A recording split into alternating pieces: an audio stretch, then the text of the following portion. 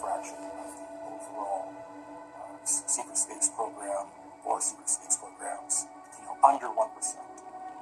So the only technology that they have is what they brought with them when they defected.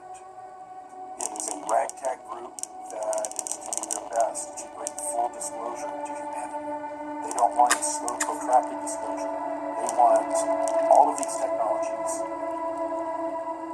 given to all of humanity at once, not to any one group, any one country, to everyone at once. And that is what the Secret Space Program Alliance has been working for. The collective story that these insiders have shared with me is much bigger than where the UFO community had been going up until then, and thus it has utterly revolutionized the whole basic discussion of what everyone is now talking about. Whether they agree with it or not, everyone has had to deal with the concept of the secret space program.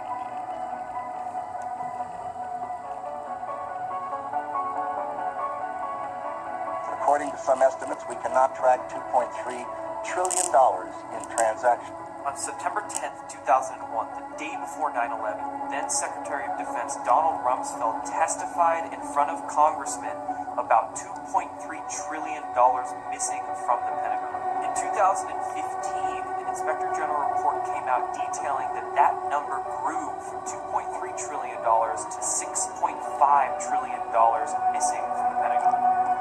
This money is going into unacknowledged projects both above our heads and below ground, into deep underground military bases and secret space programs with technology far beyond what many of us can even realize.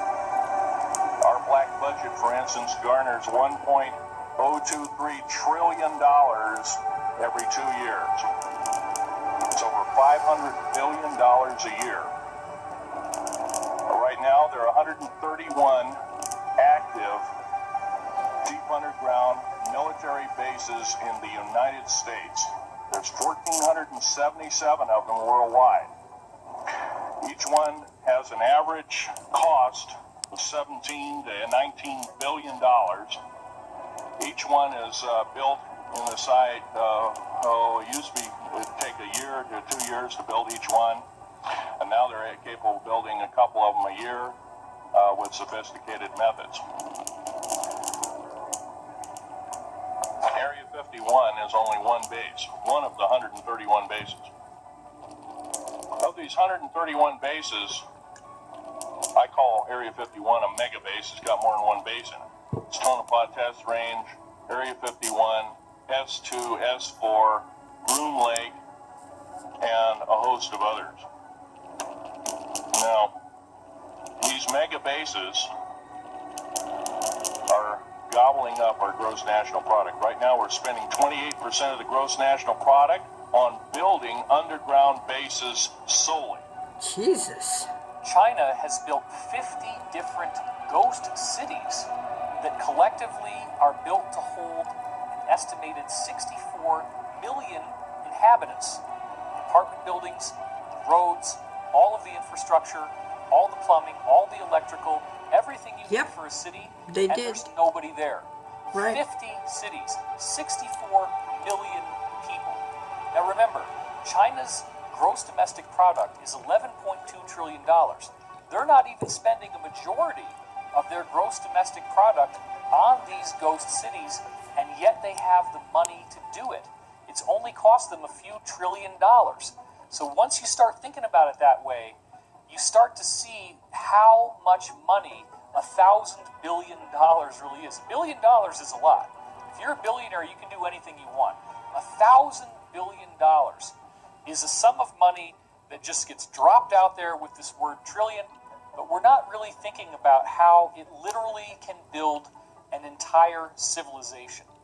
The articles on China's ghost cities refer to it as China's multi-billion-dollar debt. So then the question is, where did all this money go? The total amount of money in the world in the 2008 year of the collapse, the gross world product, or GWP, was only $60 trillion. So the theft of $29 trillion from the printed out of hot air US dollar is half of the wealth of the entire world. try to wrap your head around this, because what I'm telling you is, from all the insiders I've been speaking to for the last 20 years, they are building civilizations. It's just not above ground where we see it on the surface of the planet. That's right. There is vast amounts of underground drilling. There are huge caverns, 20, 30 miles wide, that they've built out into gorgeous, elaborate cities. Yep. And they're building entire civilizations on planets and moons in our solar system. This is where the money is going. Well, I have a copy of the Inspector General Act here in front of me. It says, among other things, that it's your responsibility to conduct and supervise audits and investigations relating to the programs and operations. I remember that. That's correct. So They I'm couldn't asking find you the if money. your agency has, in fact, according to Bloomberg, extended $9 trillion in credit, which, by the way, works out to $30,000 for every single man, woman, and child in this country. I'd like to know, if you're not responsible for investigating that, who is? At this point, we're conducting our lending facility project at a fairly high level and have not gotten to a specific level of detail to really be in a position to respond to your question.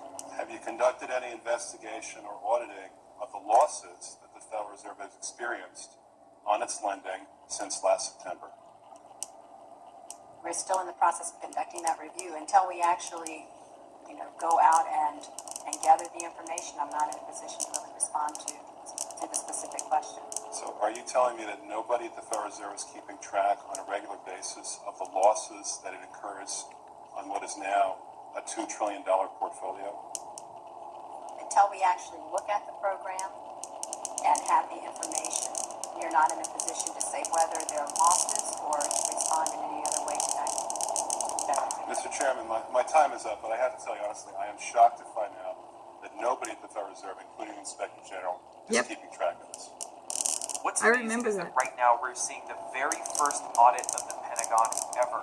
And this audit could very well begin to expose the trillions and trillions, upwards of even 21 trillion, if not more, money than that, begin to be exposed. And we might even find out very soon where all this money actually